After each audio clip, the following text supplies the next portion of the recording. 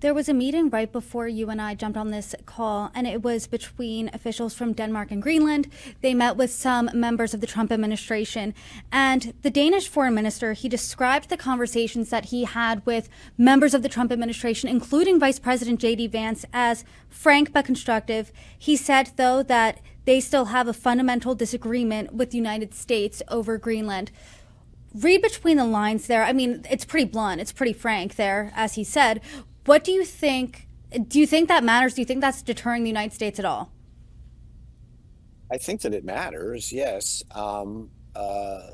If it does seem, I assume that the fundamental disagreement remains that the United States insists on a transfer of sovereignty through some mechanism or another, and Greenland and Denmark are implacably opposed to that.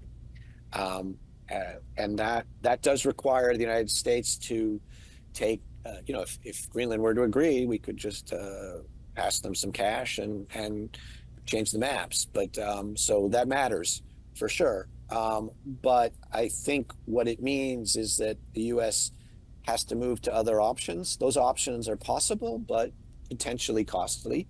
As I said, I think they're a very bad idea. The one that is most talked about is direct military action. That's certainly feasible, but I think very costly in terms of the U.S. standing in the world and in terms of the future of the NATO alliance, and so quite risky and a sort of strange move to take for an island which is not that important in the grand scheme of things after all. And the other option is the one that I describe of a sort of geo-osmosis where you absorb the country.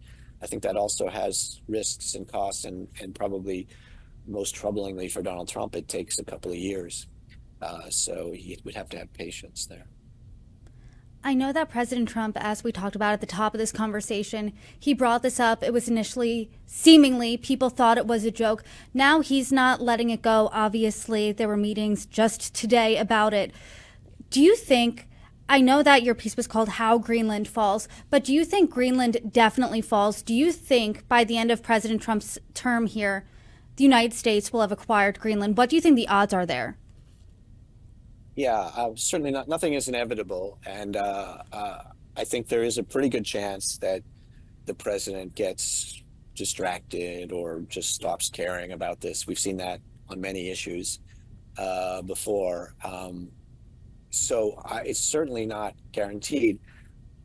I guess all I can say is that he hasn't lost interest in this yet, and he has the tools that he needs to make it so.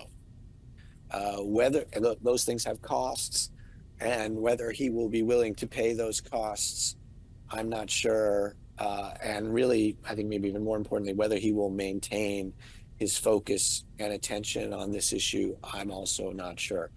It doesn't seem to have a lot of support, as we noted, within the American public. It doesn't have a lot of support even in the Congress or even within his own administration. So it has to be him that pushes it forward. And he loses focus. He loses focus on things, and maybe he will lose focus on this, but I'm certainly not sure.